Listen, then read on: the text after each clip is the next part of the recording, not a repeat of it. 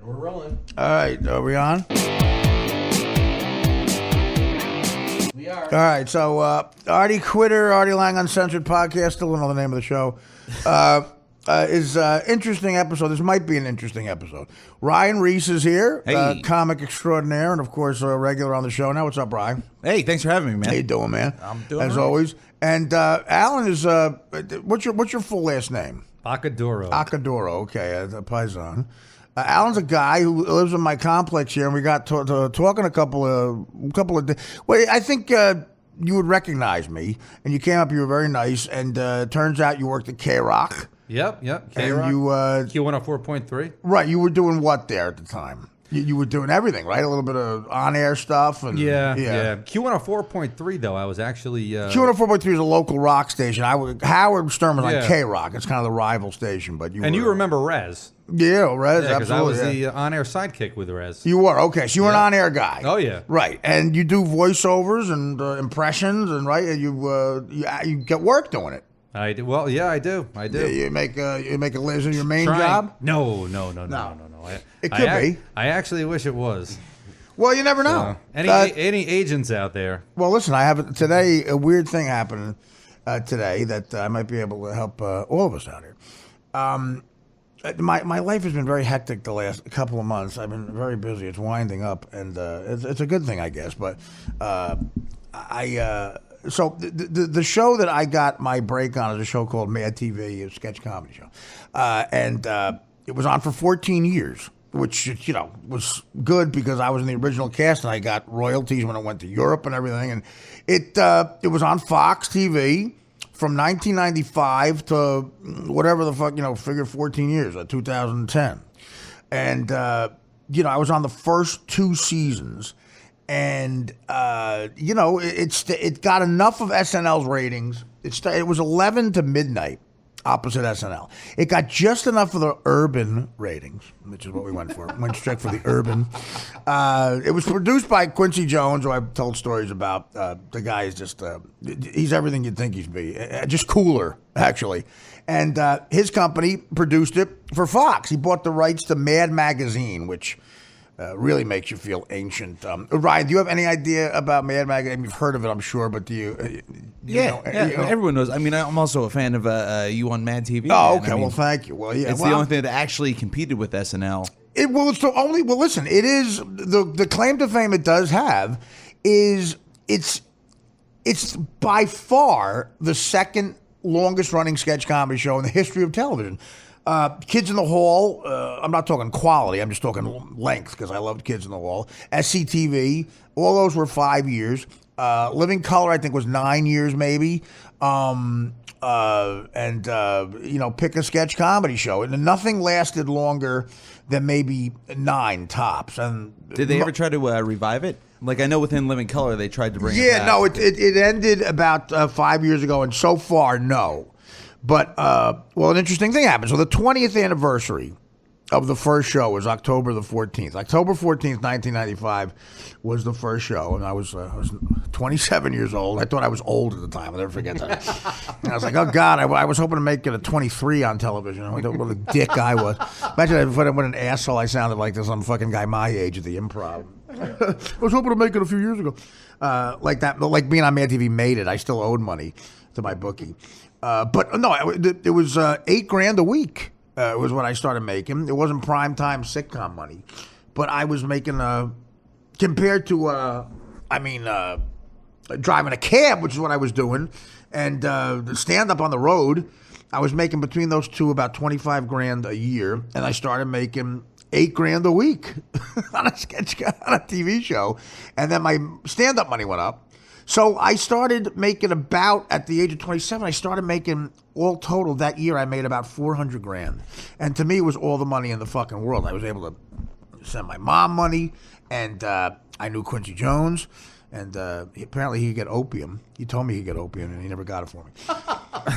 Quincy Jones told me... Is that how they paid you? I would have preferred it. Quincy Jones told me... This is a true story. He has the if you look at an episode of Sanford and Son, it says that classic opening song, that really funky jazz song, blues song. it says music by Quincy Jones. He wrote that fucking song. I guess from syndication, he's got $40 million from that song alone. Wow. Because you get paid every time it airs. And by the time I was 11 years old, it was in syndication. It's still on Nick at Night. It's on every night. So I said to Quincy Jones when I got to know him a little bit better, I had about 7 conversations with him. Conversation number 3. Every conversation I had with him, by the way, he was always with a 24-year-old white girl who wasn't allowed to look at me. He was old school. They were hot. I mean, like Carmen Electra type. Oh, Christ. And I guess someone, either him or someone in his organization, had to give her a list of rules. Because when she came to meet us, we were her peers. We were her age. I guess he felt intimidated. Not by me, by somebody else. She wasn't allowed to look at us, make eye contact. Muslim? Almost Sharia law. Yeah. Which I didn't realize till I found out what the definition for Sharia law. I basically, Newark, New Jersey, I grew up in Sharia law. Same exact thing. When I found out the definition. In Newark, Italian is Sharia law. So she had, he had a different one every time, 24 years old, in that age range. So I was older than the girl. And where did he meet them? I don't know. Whatever. We should speculate off the air about all that because I have theories. But he took us out to a club one night where celebrities meet chicks. Literally, Warren Beatty came by our table, and they were looking at chicks they fucked. I guess I could tell. Yeah, I could tell that story. Although he was definitely married to Annette Bening at the time. Well, who cares? Did they have good taste? Kind of an open. Okay, I'll go off on a tangent because with Quincy Jones you do this. Okay, I'll tell the Sanford and Son after this.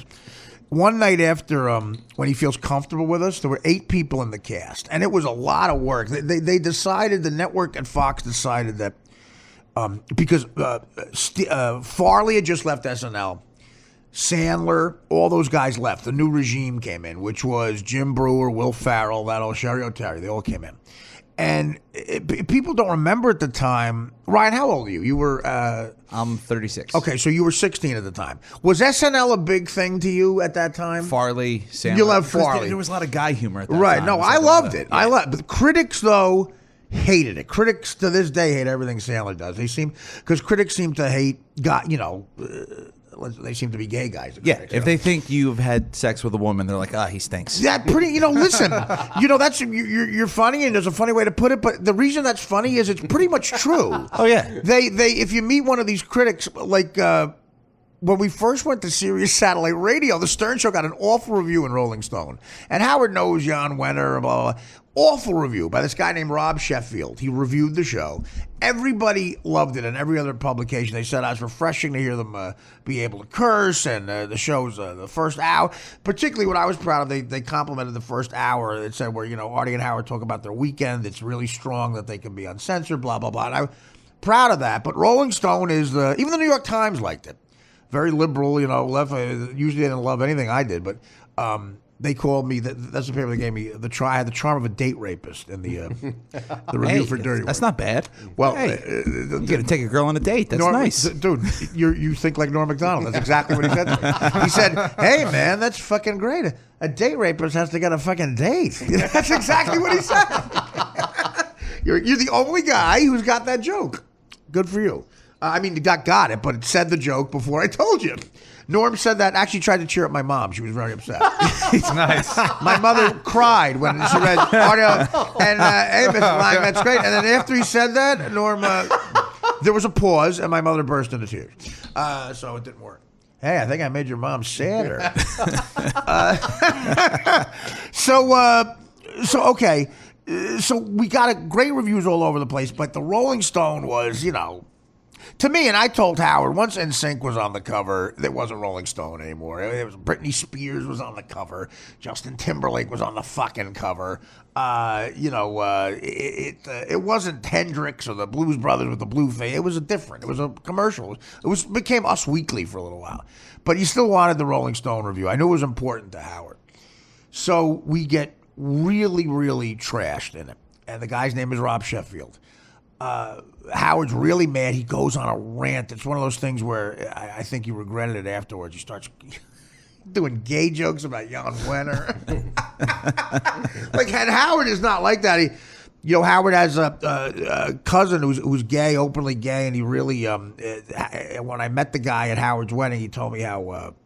Howard was so supportive about him coming out, and he's like that. He's very sensitive, but Howard jokes about stuff. To me, a smart comic can joke about anything. And if you're going to be equal in the world, any group of people, you're allowed to get made fun of, too. It should be that way.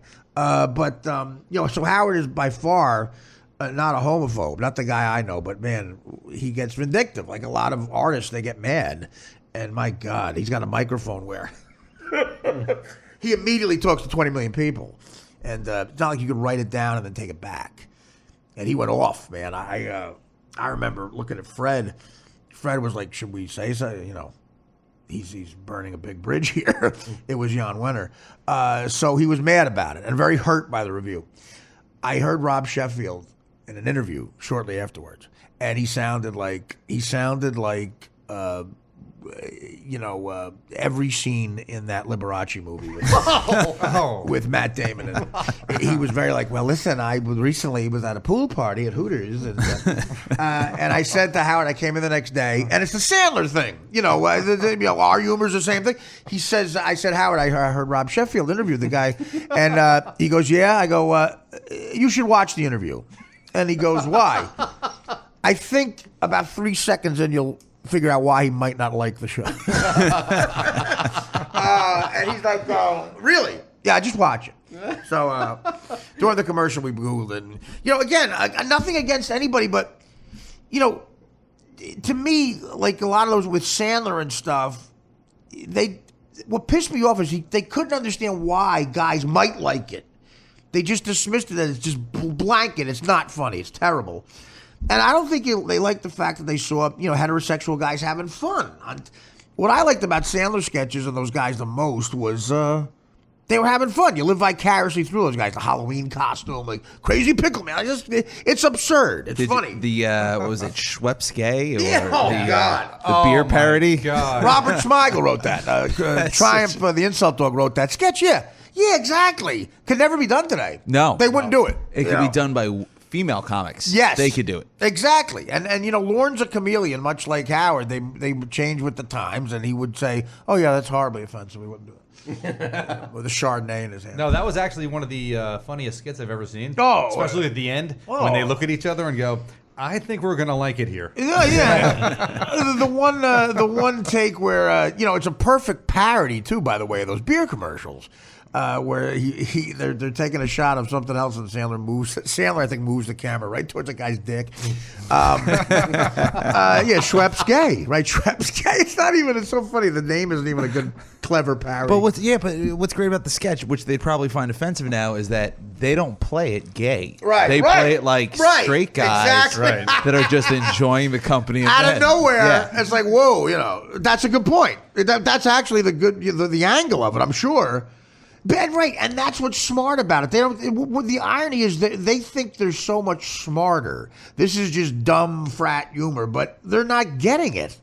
That's what I love. That was a rare time where comedians would go. You could say usually critics are smarter than us, I guess, when they're reviewing, Chariots of Fire, or whatever, or some movie that involves a retarded person and has the name of an artist in the title. You're like Dancing with Rembrandt. Dancing with Rembrandt is one of the biggest triumphs. It's a guy with a disease. Like, But he paints. Yeah, he paints. Then one day, he had no purpose. Then one day, for no reason, a smoking hot chick fell in love with him. And they had 40,000 kids. His dick works. That's the Stephen Hawking movie. Did you see that? He has 14 kids. His dick works. Yeah, he's got a couple ex-wives, right? Just the guy is like a player. So, but that's the same exact thing. You're right. It was a lot of that. And so SNL, it was the epitome of the bad reviews. And an article came out in New York Magazine. A guy named, I think his name was Chris Smith was the writer. He lived at SNL for 2 weeks and saw the process of what happened. He was there for a show that Sarah Jessica Parker hosted. And he does what, and I've been burned by print guys, man. And, Sandler actually, the one time I met him, I was upset because actually a Rolling Stone article came out. And I was their bitch for a while. I wanted to be in Rolling Stone. My name was going to be on the cover, and it was when my first book was out on the bestsellers list. They sent a woman, a real feminist, and she went to Vassar or whatever. She went to Vassar. I remember telling Howard that. He goes, watch it. I don't know. He goes, she's not your friend. And she pretended to be my friend, and oh my God, they sent an effeminate Asian guy over here to take my picture for the article, and it's the worst picture of a human being. Norm saw the picture and said, "You should never let anyone with a camera in your house." And basically, the headline said, it was a picture of me. It said, "America's Biggest Loser." The first paragraph, she was cool because she stated facts. She said, Artie Lang is one of the highest paid comics working. Sells out thousands. A lot of people think he's the funniest guy, one of the funnier guys. She came to a Caroline's gig. She said, I have to admit, he got a standing ovation going on and off stage, and everybody laughed the whole time. And she quoted a couple of jokes she thought were smart jokes and funny. That's the first article. The first paragraph. The second paragraph begins. The problem is, he's a carousing, whoring, degenerate gambler, junkie, who will probably die before he's 60. So what's the problem? Yeah, exactly. So a lot of my buddies were like, that makes you look cooler. Yeah. But my mom again reads it. So then she started he took me out on his car. At the time I had a Mercedes. She was mad I had a Mercedes. I'm like, I don't know. What do you want from me? I spent some money. Because his Mercedes, breaking all the laws in New York City, driving. And then we got pulled over by a cop, and the cop took a picture with me, and he didn't give me a ticket. And she goes, I'm sure that cop was proud talking to his friends that he let off this human sloth. Really bad. Oh, that was unnecessary. Real wow. And Norm came on the Stern Show, and thank God he defended me. He's like, who is this fucking cunt coming in? I mean, what the fuck? She called me part David Sedaris, who was an author. So she said I was a good storyteller. Part Chris Farley, which was a compliment to me. See, but that's the thing. She took calling me part Chris Farley as an insult when she doesn't realize I love that. Because he was a guy who died. I said, that's a great compliment. And David Sedaris he's an author, right? Yes. Yeah. And is he gay? I thought he was gay, yes. yeah. He lives in Paris. So Norm knew that I didn't. Norm goes on and says, yeah, and then that weird sentence he goes, you're part David Sedaris, part Chris Farley. So you're part the funniest guy ever and part fag? Oh, nice. Norm said that on the Howard Stern Show. And then he wonders why he can't get a deal. But he gets deals now because he's too fucking funny not to get a deal. So, you get burned by these people. So she's there. This guy, Chris Smith, is at the SNL the entire time. You can probably find this article online. And everyone thinks he's a friendly guy. And the cover of the New York Magazine is Chris Farley making a goofy face, and it said, comedy isn't funny. And it's Chris. Yeah, is that the cover? Basically the funniest guy ever, and she's saying he's not funny. And the article is the most scathing. Oh, there it is, yeah. It won't show it to him. No, she's giving it to me. I'm the one guy who knows what it looks like. It's just a picture. Yeah, Chris in a thing, and it says comedy isn't funny. And then it's basically. Did you read this article? You know what I'm talking it was about? the decline of Saturday Night Live. Okay, it was scathing. I mean, everybody took a hit. Sandler, you would have thought Sandler was the least funniest person ever born.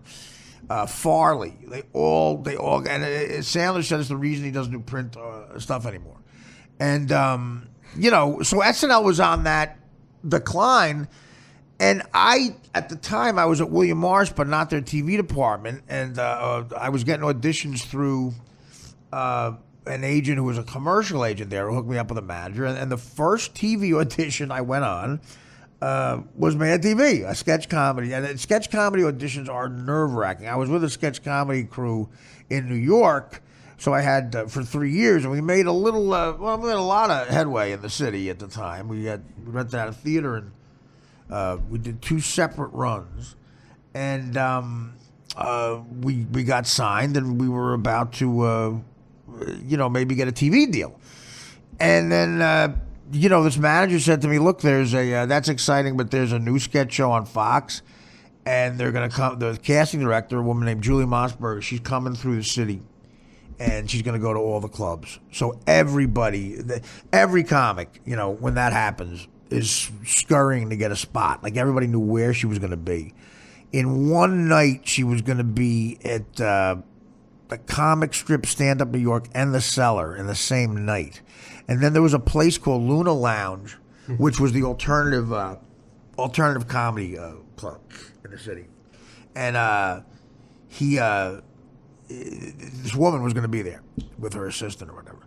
And so that was just one night of that. And everybody wanted to get. Mark Maron hosted Luna Lounge. It was on 8th Avenue and 16th Street. And it was in the back of a bar called Rebar. Dan, could you give me is there tissues around? Yeah. It was in the back of a bar called Rebar. Was there? I don't know when it ended. Was there? Do you remember a Luna Lounge when you started? I heard about it. That was David Cross's room. And, it started as that. Yeah, all those Boston guys who went to Emerson came down with Louis and I see it. It's where Dave Sedaris would hang out. Well, David Cross and I have a story about David Cross. I almost threw him out a window. He was a writer on the pilot for Mad TV. Why'd you throw him out the window? I almost did. Why? I almost threw him out the window. Well, my manager, I could actually put that in the story chronologically, so it's I'll get to that later. But so this woman, Julie Mossberger, is coming through the city.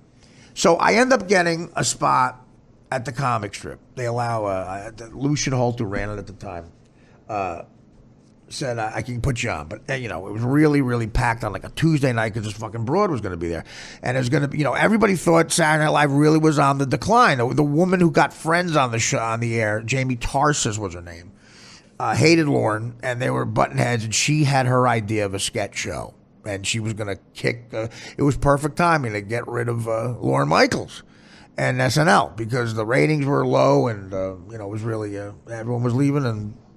Stuff like that was happening in New York Magazine. Lorne was getting really disrespected. So the word on the street was, if a sketch show comes up, this might be the one time you should try it and not wait out to get an audition at SNL. And I asked my agent, William Morris, I said, is it worth going on this audition or SNL? And he even said, word at William Morris was, no, it's probably going to go away, SNL. So those guys know everything. Oh my God! Really, it's unbelievable how dumb they are. They're supposed to be the people who give you advice.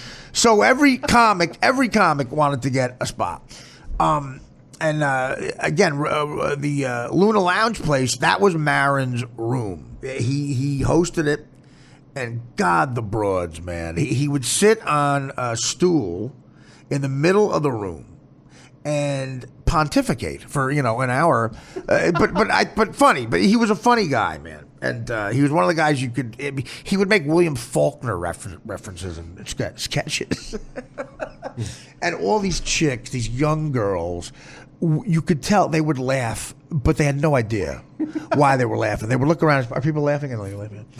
But it was at the time where like that Winona Ryder look was in, and Reality Bites with those jeans and their asses and the belts and the boots, the Uggs looking boots. It was that time, and this room at Luna Lounge was started by a bunch of these guys came down from Boston. It was Louis C.K. And Nick DiPaolo wasn't in that scene, but he was a Boston. Him and Louis were roommates. And, he'd be great in that scene. Well, yeah, he did. He rebelled against it, as did I. I was rebellious against it, but because I did sketch comedy, unlike Nick with characters and stuff, I was pushed into it because it would help me get work, and that made sense to me. And there were guys that were the biggest deal on the planet who disappeared. I don't know what happened to the guys. They got deal after deal, made money. This is when the height of, maybe you've heard of these days, the deals were coming out of Montreal, or just one set at Luna Lounge. You'd have $500,000 deal at the network. And it was the days of wine and roses, man. It was flowing, and I caught the tail end of it. It was a great time for just them wasting money. It was sort of like comedy's version of the SNL, the savings and loan, the decline. You know. Did they give you a deal, or did they just cast you on the show? I got cast on Mad TV, but I got a deal afterwards. After I left Mad TV and did Dirty Work, which again is in the story. But so Monday night was Luna Lounge night. It was one night, and again, Mark really. I can remember sitting next to Jon Stewart and Louis and Todd Barry and those guys, Greer Barnes, and really laughing hard at Maron. Like, you know, he wasn't, you know, the Faulkner thing, whatever, a little pretentious, a little self-indulgent, but a genuinely funny guy. And so was Louis and those guys. And I wanted to, I was a longshoreman a year before. I had to go to college, and I was very rebellious from it. I did not want to like these guys.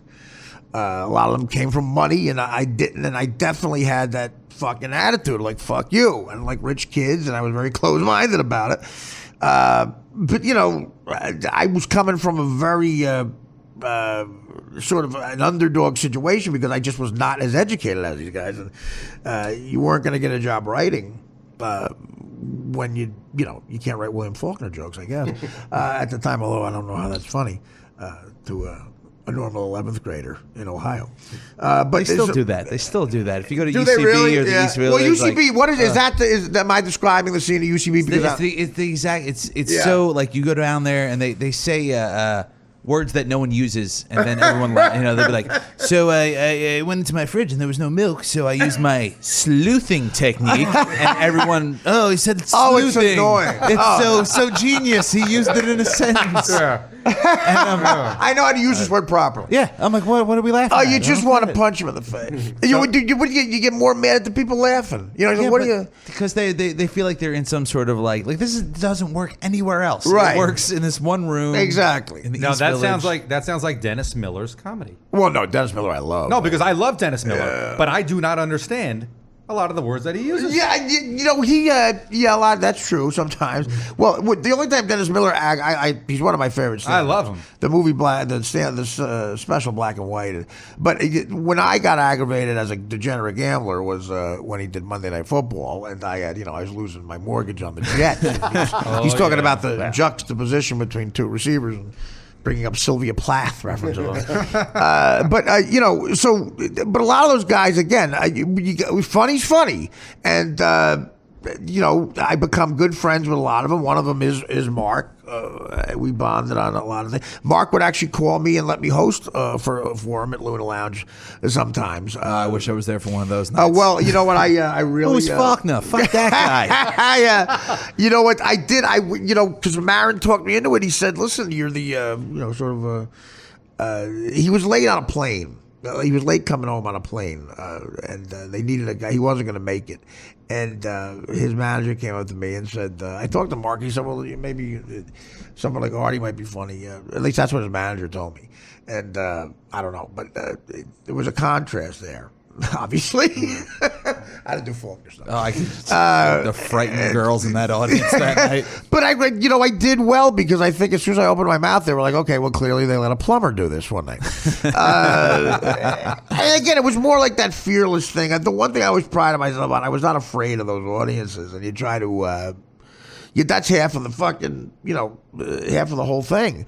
Audiences are like dogs. They can tell if you're afraid of them, and they will attack. They know. Yeah. They know. So it would actually, looking back, it was stressful, and I had a lot of people I didn't like. But I was, by the time, also a full-blown alcoholic and cocaine addict, and several other things. But it was just for me a fun time, And driving a cab. Driving a cab. Well, I tell a story of my first book. I would have a set at the comic strip or something, and I would have a cab shift. I would drive the cab into New York. I would double park it outside the comic strip. The comic strip was humming back then. And Joe Matarese or my buddy Palumbo would watch it for me.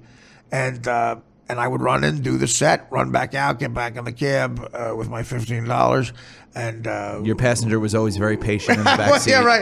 Yeah, that would be funny. But an older couple, and New York's crazy. Our cabbie's doing a set. Where'd it go? So and I would again, cell phones. I had a walkie-talkie. I was out of range, so my fucking dispatcher didn't know where I was. I did the set, ran back into Jersey. I checked back in through the Holland Tunnel. I went back to work that night. That was the life I was leading. But again, when you're 23, it's like you have hope. It's fun. You don't realize, that life at 54 would be shitty. So I basically got in Luna Lounge for Mad TV, and I got the comic strip let me on, and I did a monologue at Luna Lounge that ended up being on the pilot for Mad TV that I wrote.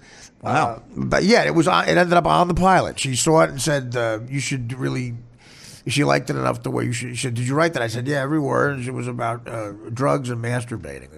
That Faulkner reference was genius. Well, again, it also got me a writer's credit on Mad. It's amazing. I got in the Writers Guild for it. So then I got to the comic strip. I did well there. Then I got to meet the casting director. I've never been to L.A. at this point. At the farthest west I'd been was Chicago doing stand-up. Never been to Los Angeles. And I got to the producers, came in, and they said, okay, I booked a gig in Houston. For some reason, I got a gig in Houston at a club. I fly to Houston. I'm flying home. I get a call. You're not flying back to Jersey. You're flying to L.A. And, when you get there, the contract will be all set. You had to sign it before you screen tested so you can't blow them off. And now there's the big question again. Should I wait out Saturday Night Live? It was a 5-year commitment. And because now I'm on people's radar. And he's like, no, he goes, I'm telling you, SNL's got less than a year. Can you believe that? It's like the Rolling Stones. He got 2 years. In hindsight, it's unbelievable. So but it did lead to other shit, Mad TV. As I look back, it led to Dirty Work, which led to Stern and whatever.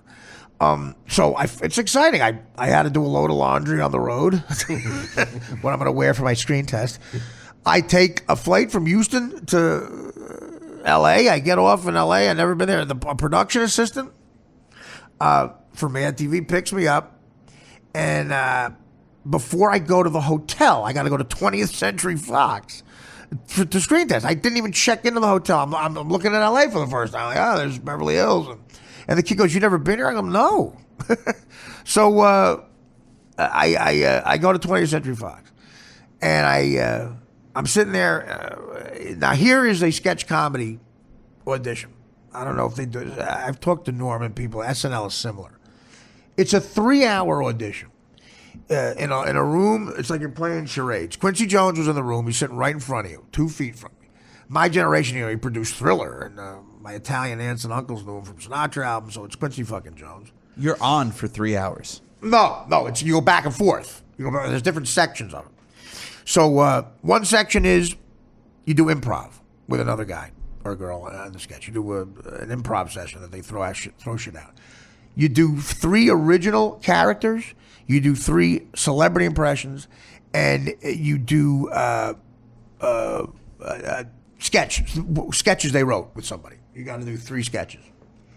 It takes 3 hours, and it's the most nerve-wracking fucking thing. Wait, Artie, did you know that you had to do that? No, yeah, yeah. Okay, they told you. They told you prepare 3. Okay, I got you. I didn't see the sketches. No, I saw the sketches, but not that long before. And you could hold the paper. You didn't have to be off. What characters did you do? I did.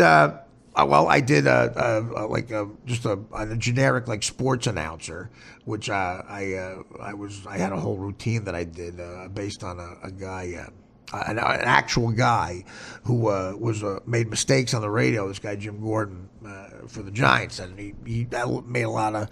He sounded like a generic announcer with sort of a Queens accent, and I had a bit about it too, which was good. I had punchlines for it, so I did a generic announcer. I did an Italian go with your strong stuff, like an Italian, like my uncle, my Italian uncle. And I did like a redneck guy, which again, I did like a fat redneck.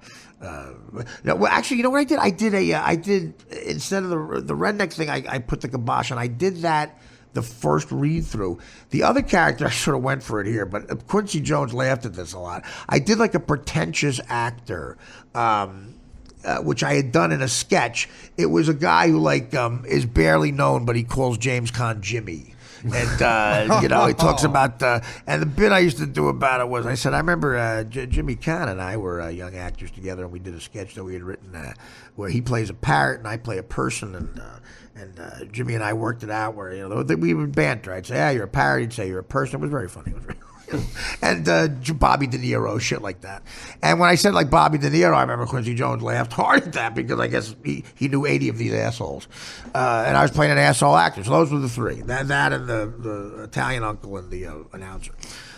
Everything killed. Everything. I was hitting on all cylinders, and I had a Belushi. Look, I had a Belushi look.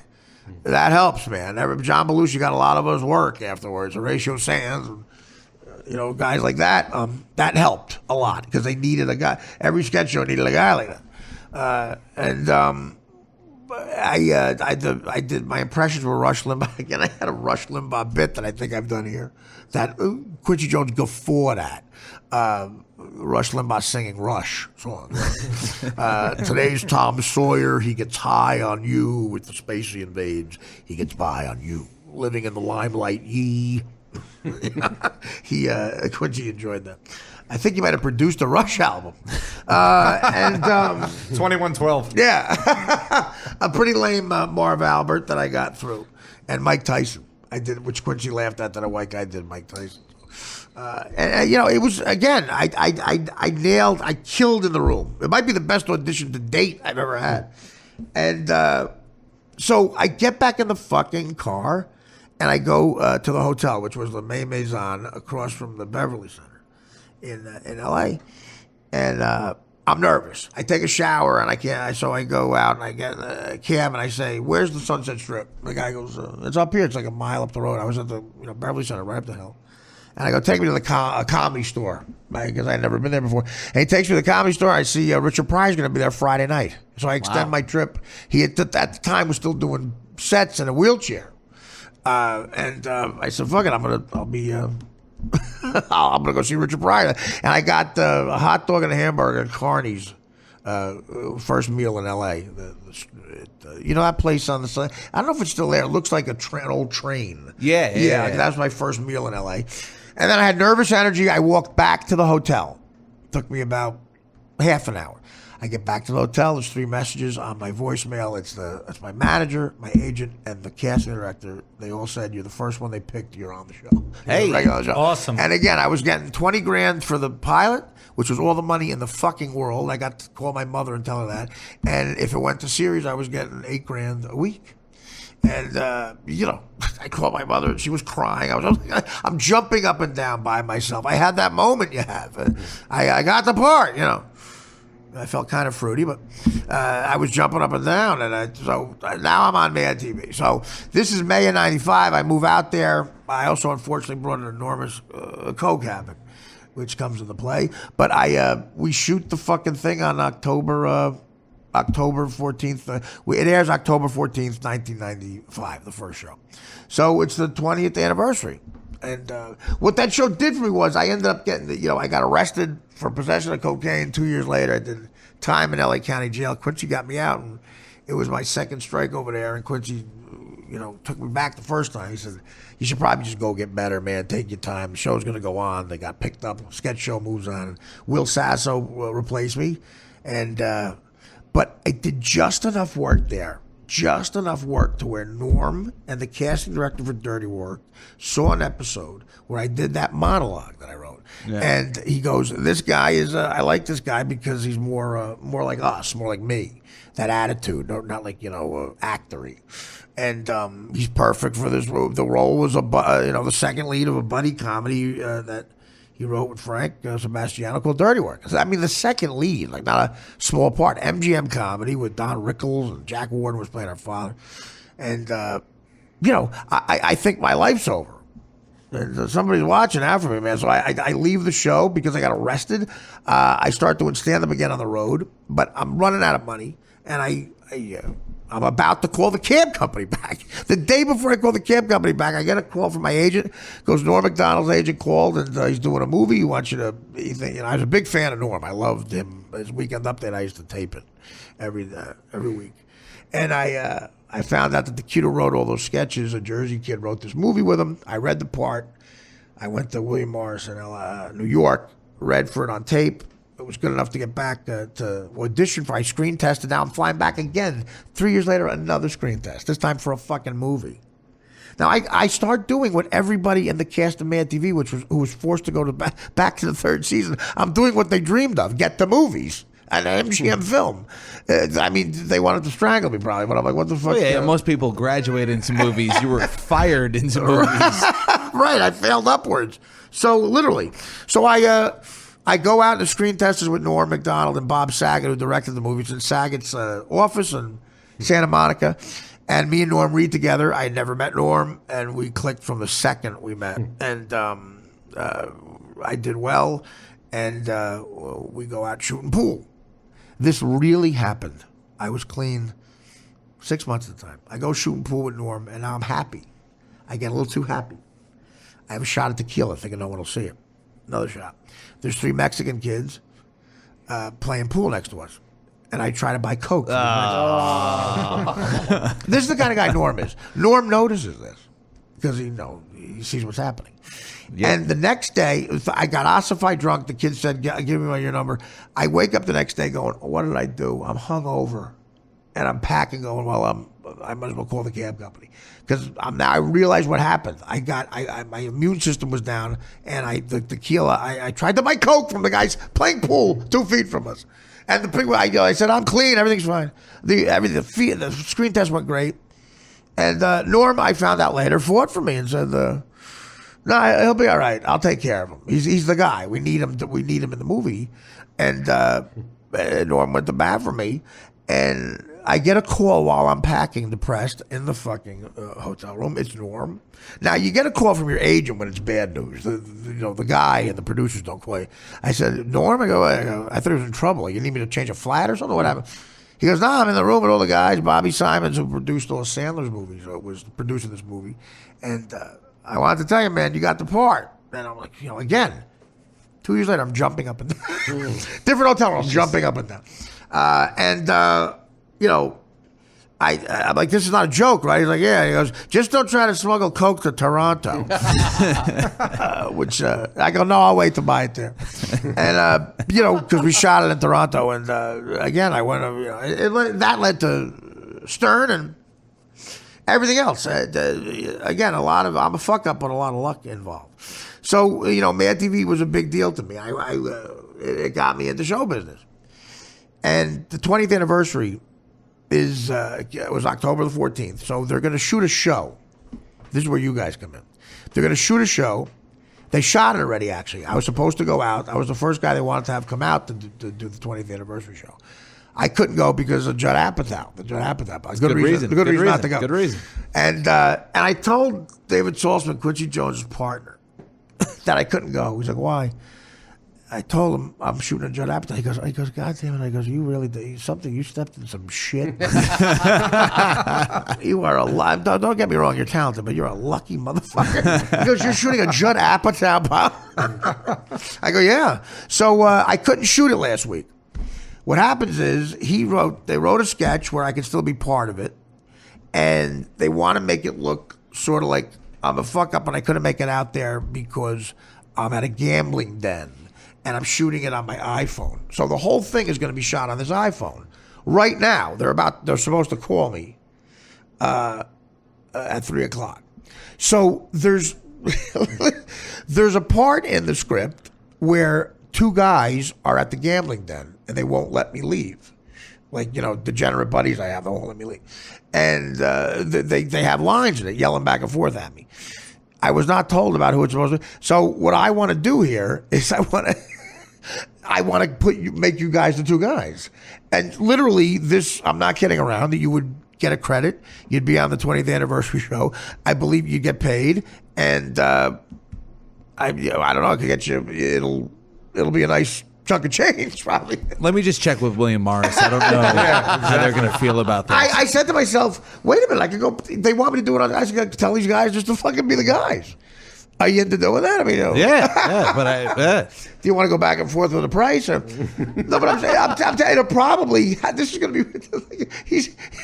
We've known each other for, a year. We've talked 5 times. You're coming up here. You might make $6,000 right now. And I don't know what the going rate is. It might be about 5 or 6. It's a network show.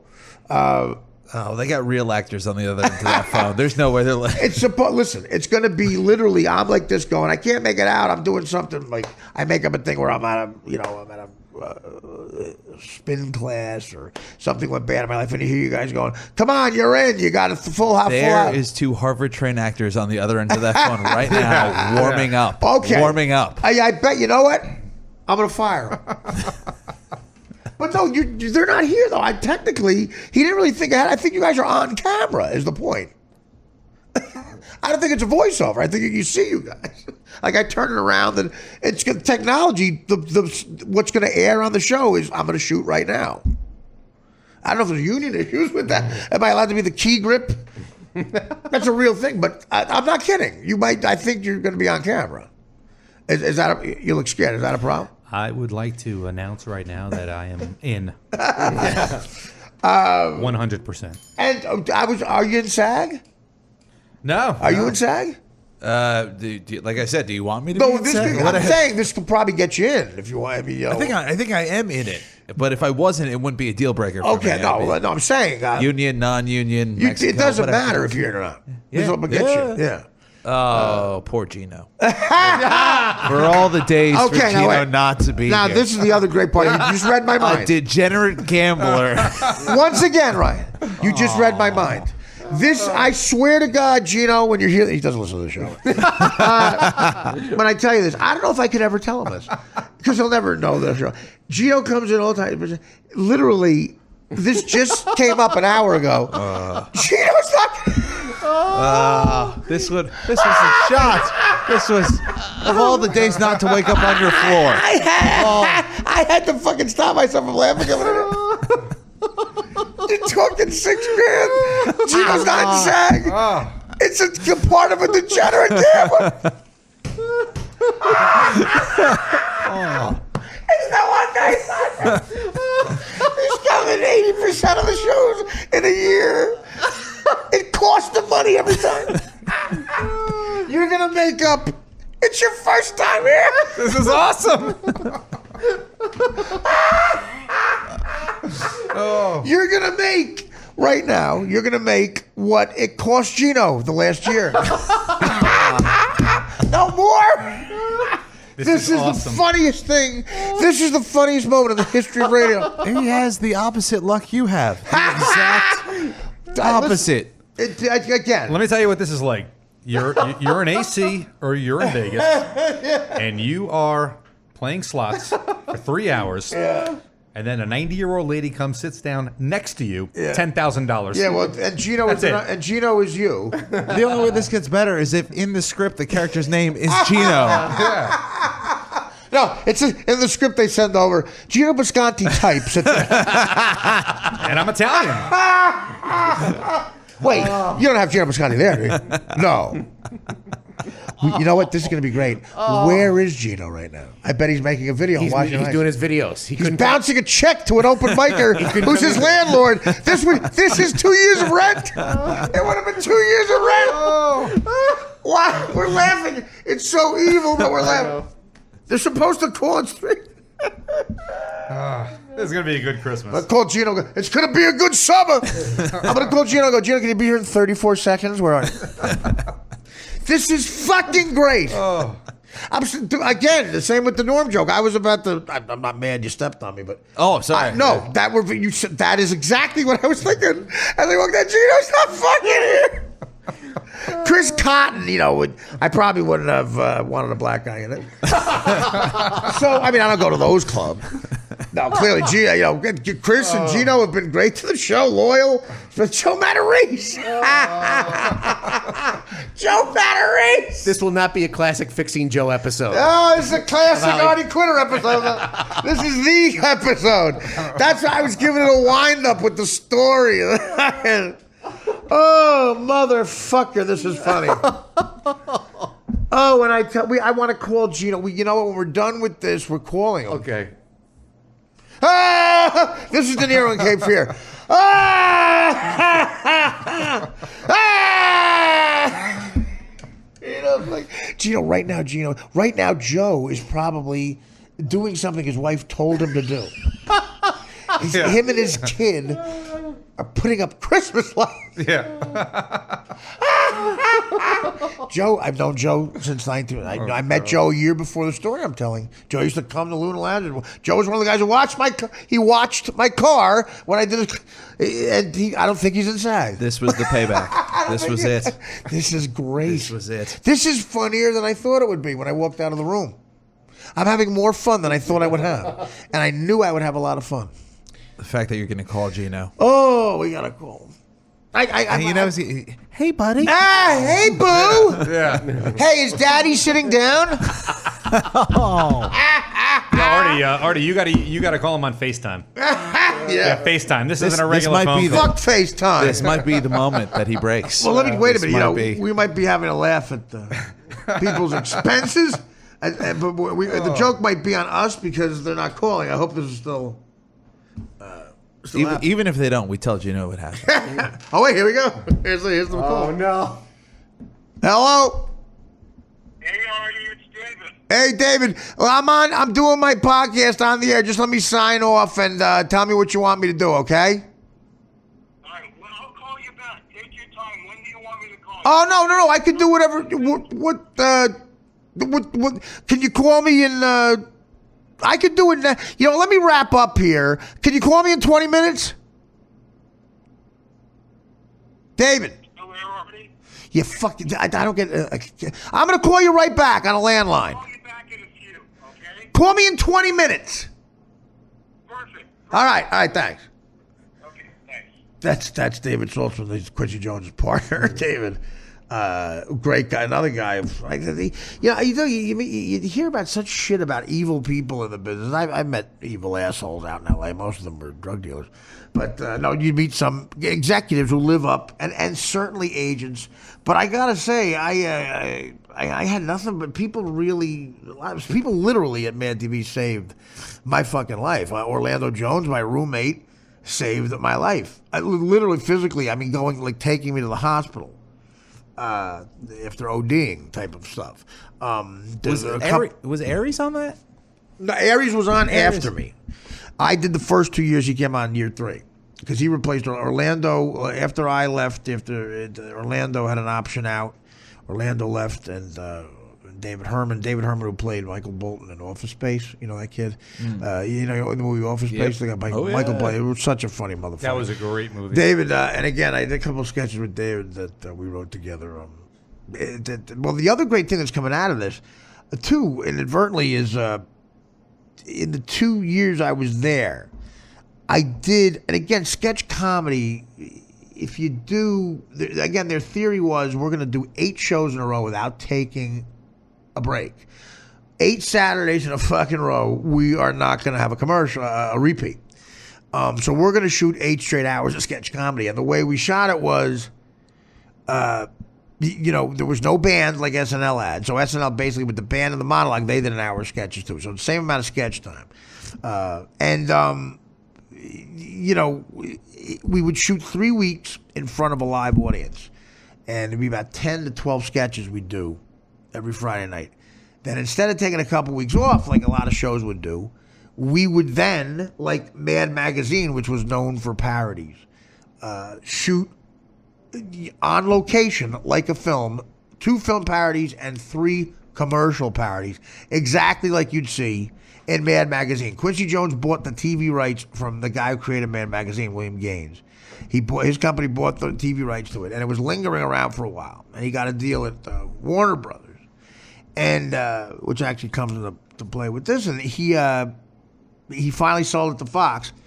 And Gaines had one thing that he put in the contract. He said, I don't want it to be just sketches that are meaningless in the beginning. But we had a lot of time in Phil. Eventually, we knew that we were going to do whatever we wanted. So we were like, fine with it. But he goes, when you shoot the film parodies, I want it to be very much like mashed up things. Like true to Mad Magazine style. And he agreed with that. We had a big budget. And in the pilot, the big mashup movie we did was Forrest Gump and Pulp Fiction were the big hit movies, and we did something called Gump Fiction. They didn't try to be clever; it just Gump. But we had Patton Oswalt was a writer on the show with a guy named Blaine Capatch. They were partners, and me and David wrote with them a lot, and they wrote a lot of Gump Fiction, and the references and the jokes were. David played Forrest Gump, who was fucking perfect, and I played the guy who shoots on the bench. Orlando played Sam Jackson as Bubba. Sam Jackson had the Bubba thing for Forrest Gump. And they both nailed it. And Phil Lamar was in the original cast of Mad TV. Phil is actually in Pulp Fiction. The black guy Sam Jackson shoots in the... yeah, he is. Yeah. Yeah, that's right. The black guy is Phil Lamar, and he shoots him in the head.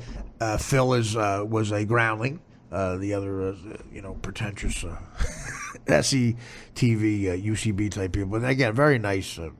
Will Ferrell, he came up with Will Ferrell, him and Mary Shear on the show. They were great. Again, it was very, I'm trying to act like a big shot. I was very intimidating to be with those guys. Phil was a Yale educated actor. And, I felt like every scene in Annie Hall where Woody Allen goes to meet Diane Keaton's rich WASP family. And he feels so Jewish because they're so anti-Semitic that he feels like he's a rabbi. And there's a shot of him in a rabbi. That's how I get only the Italian version of it around people like that. Sophisticated sort of people, especially a girlfriend I dated was at a very sophisticated WASP-y family, and they were rich. And I have the Italian version where I become John Gotti. I feel like everything out of my mouth is, you passed the stuffing! I become Dice, like, I get the fuck, oh! Full tracksuit. What are you, homo with the cranberry sauce? Pass it, jerk off. That's how I feel I become. Sergio Bikini. Well, that's exactly. Sergio. Well, that's actually how me and Quincy kind of bonded, because he goes, I mentioned that to him because he goes, "What's your problem? You feel like insecure around these motherfuckers?" I go, "Yeah." He goes, Did he say motherfuckers? Okay. Quincy Jones he talked about music and pussy. That's it. And he goes, I feel that way too, man. Fuck these motherfuckers, man. He goes, you out here for a reason. You out here because you're good, man. And the first time I OD'd and went back, I did the jail time. I came home, and Quincy Jones came up to me and said, "It's Quincy Jones." He goes, "Hey man, I've been thinking about you, brother. You go, you come back. You always got a place there. You funny motherfucker. You're gonna be fine." A lot of guys I knew had problems with this shit. Like Miles Davis, Miles Davis. But they good, man. Billy Eckstein, that motherfucker was a green-eyed nigga. That motherfucker got pussy. And he still did the shit. He goes, "I was just in Miami. I was with Nicholson in Miami. I was talking about you." I said, "Excuse me? Mm-hmm. You were talking to Jack Nicholson about me?" Goes, "Yeah." I said, "I got a guy on my show dealing with the shit. I just want to." Clearly, I think he was telling me because he was trying to make me feel good. I mean, he was just being a good guy, and he hugged me. And we were in New York shooting a sketch with Whoopi Goldberg. He was producing the Oscars that year. In the spring of '96, and she was the host, and he got her to do a sketch on the show, but she had to do it in New York where she was. So I was still in New York, the only cast member still in New York. I did the sketch with her, and I was going to fly back after Christmas break. And Quincy said, "How you getting back?" I'm going to walk. I got a plane ticket. He goes, "Fuck that shit, man. We got the wings." Oh, nice. I said, "The wings?" He goes, "Yeah, man. I got the water jet, motherfucker." He goes, "Be at the Pierre Hotel tomorrow at noon." So I was there at 11:30, pacing around. It was snow all over. I got there early. Out comes Quincy Jones. I said to the fucking, the front desk, I'm here to see Quincy Jones. He goes, Mr. Jones will be down. He comes down with a couple of business associates. A big fucking stretch limo. Go to the private jet terminal at LaGuardia. I'm in a limo. 3 years ago, I'm a longshoreman. I'm in a limo with Quincy Jones, and he was the editor of Vibe magazine, Quincy, and his partner in Vibe magazine was. I swear to God, this conversation happened. Well, I told this. I told about the Biggie and Tupac thing. Did I tell it the other day? Yeah, you alluded to it. They were on the cover. Biggie and Tupac were on the cover of that issue. This is January of '96, so it's 9 months before Tupac gets killed. And the guy's looking at it, he goes, "You like the artwork and everything?" He goes, and it was just the three of us in the limousine. And he goes, Quincy Jones goes, "These motherfuckers are gonna kill each other, man." I'm telling you, they're crazy. He goes, I tell you, what are you doing? He goes, you're fucking acting worse than you did. We tried to get out of this shit when I was young. You're going back into it. He goes, these motherfuckers are going to kill each other. They're dealing with dangerous motherfuckers. And they were both dead in a year. I heard, on the plane, I get on the plane. There's a beautiful light-skinned black girl, a mulatto girl, clearly mixed, gorgeous, sitting next to me, and he's still talking to that manager guy. It was a 14-seat private jet, the Warner jet, and there were four of us on it. Me, this girl, him, and the business partner. And because he goes, "You cool, motherfucker? You comfortable?" I'm like, "Yeah, I'm fine." He goes, "I got to talk up here. You need anything, let me know." Gourmet Chinese meal. And I find out that she introduced herself. She goes, "My name's Khadija, and I'm Quincy's daughter." Rashida Jones is her sister, a younger sister. Khadija is the other girl he had with Peggy Lipton, the white chick from the Mod Squad. What a fucking combination that was. Rashida's hot. Khadija was smoking. And I put two and two together at the time. We talk for 10 minutes. The flight goes in the air. She picks up the flight phone, the in the air phone, which she calls Bel Air. She's making plans to go out that night when she lands. She was on the phone for 4 hours. What that bill must be, that's what I can do in my head. And Quincy doesn't say a word to me because I watch movies the whole way. And she's talking, and I realized later she was dating Tupac Shakur at the time of his death. Khadija Jones was dating, that's who she was dating. The connection was weird. That's why when all that happened, we were doing a taping of Mad TV the night Tupac got killed. And one of the writers came down and told Orlando, because he sort of knew him, and he said, "Tupac Shakur got killed tonight in Vegas." Like, really? Wow. And it was and I really felt, I got like kind of the chills. And but yeah, it's weird how that whole, I was somehow involved spiritually. But yeah, that's You would think Quincy would have told Tupac to. Well, no, he was trying to help him out. You could tell. Yeah. He had a connection with him because they were real serious. She was there the night he got killed. She was in the Luxor Hotel.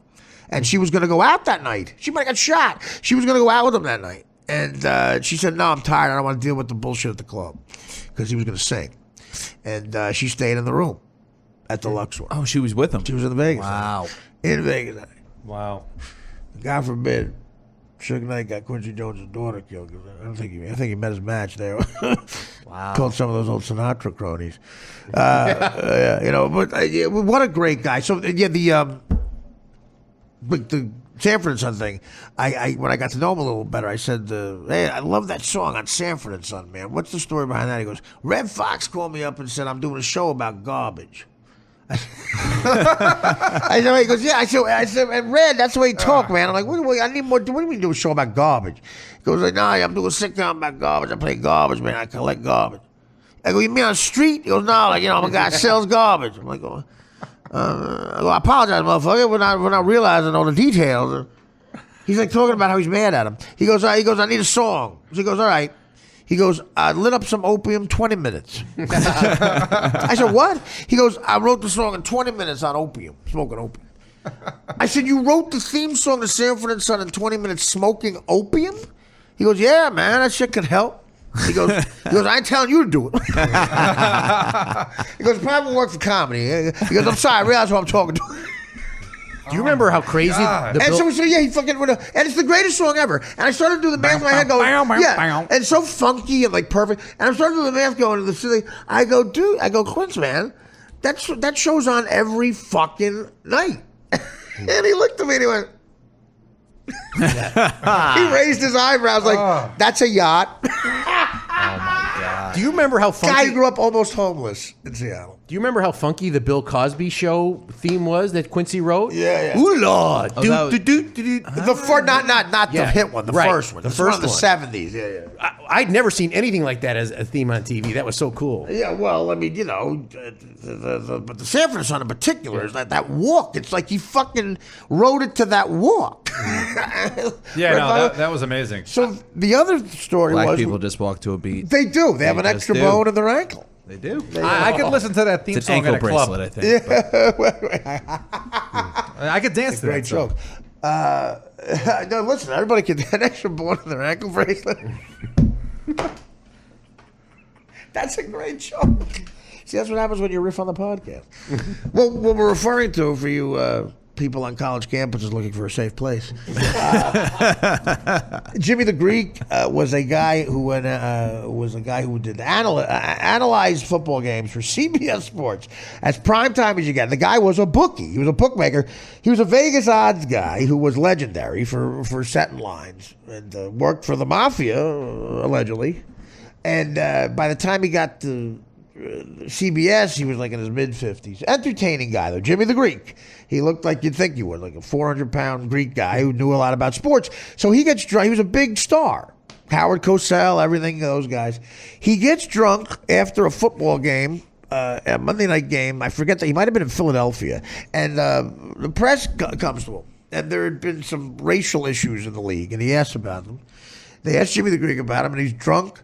And on camera, the 2 minutes later, it's on every show. It's getting played. Jimmy the Greek, a CBS analyst, says, "Well, here's the thing about the blacks. I'm not saying this to be. This is a fact. I'm not saying they got an extra bone in their ankle." That's a doctor said. What happened was, in the slave days, they would take the big black buck and they would mate him with the big woman buck, and they would mate because they want. Of course, I mean, they would do that because they need people to lift. They had to do the work. They were slaves. They needed to. I'm not for this. I'm just saying it's a fact. They would get the big black buck and the big woman buck, and they'd mate the bucks. And what happened was, eventually, they got an extra bone in their ankle, the offspring of these bucks, and it became a natural order. And that's why they run faster. It's a known thing. And you can almost see the camera guy giggling. The camera is laughing. He's drunk. I remember that. Remember it. He's fired. A half an hour later, he's fired. The 30 for 30 on the Greek is so. It's the one. He wasn't a racist. Like, he just was a drunk older guy who probably really believed that theory. Maybe it's true. And he got fired, and my God, his life got so sad. He was broke, and he died very sad in Vegas. Why did you guys move to Vegas? These guys get sad, and they move to Vegas of all the places.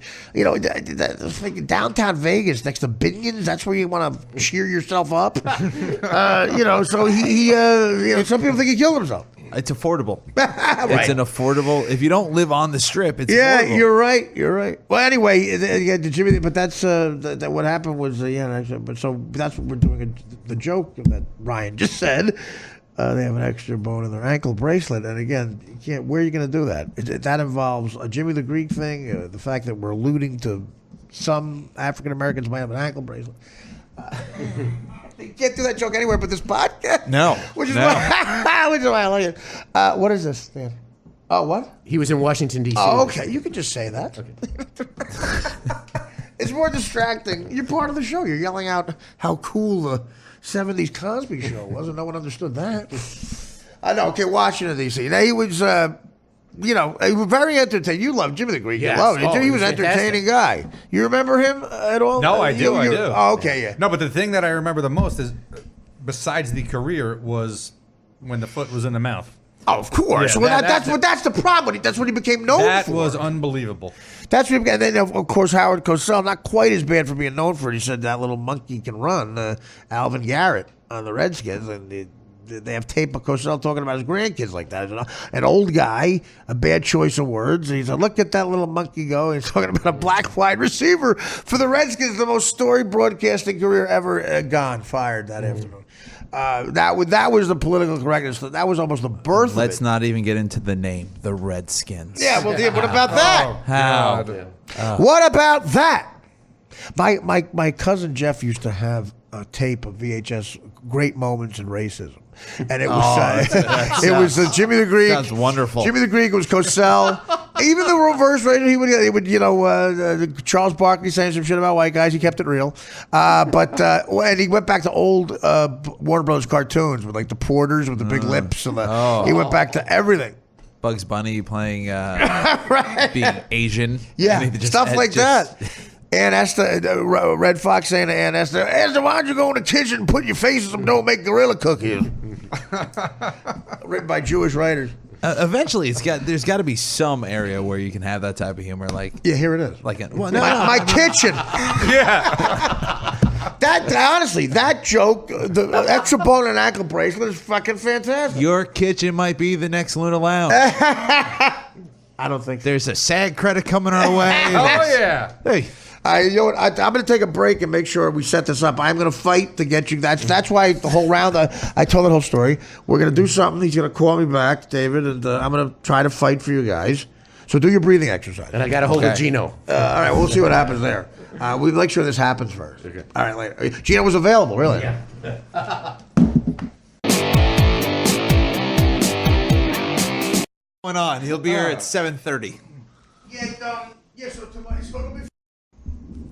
All right, we're back. Hey, everybody, it's Dan, and we're wrapping it up here because Artie's about to leave to go to do the Harry Shearer Judith Owen Christmas Spectacular. So why don't we go to the plugs? And as soon as Ryan gets off his phone... There was like an Amber Alert or something. There's like a kid missing or something whose on my kid did you phone. steal? Not me. Yeah, okay. Oh, Ryan Reese, man. RyanReiss. Check me out on Twitter, Instagram. It's RR Comedy. I'm also on Facebook. He is not on Angie's list for babysitting. That's all I got to say. Angie's List. What a wonderful invention for ex-cons. It's true. That's what it is. Who do you think you're hiring? It's like, yeah, I've got my own knife. Invite me over.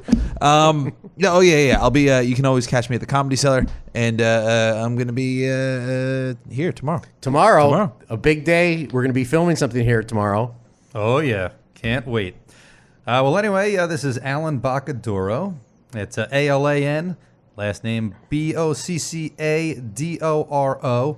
And if you're interested in having some voiceovers read, you can contact me at bach1@hotmail.com. That's BOCC, just the number 1. And then if you want to follow me on Twitter, it's bach1_. Fantastic. All right, guys, we will All right. see you tomorrow along with Gino Visconti. He's not going to miss out on all the festivities, although it would have been hysterical. Christmas has come early for wait. Mr. Visconti. Thanks, guys. We'll see you tomorrow.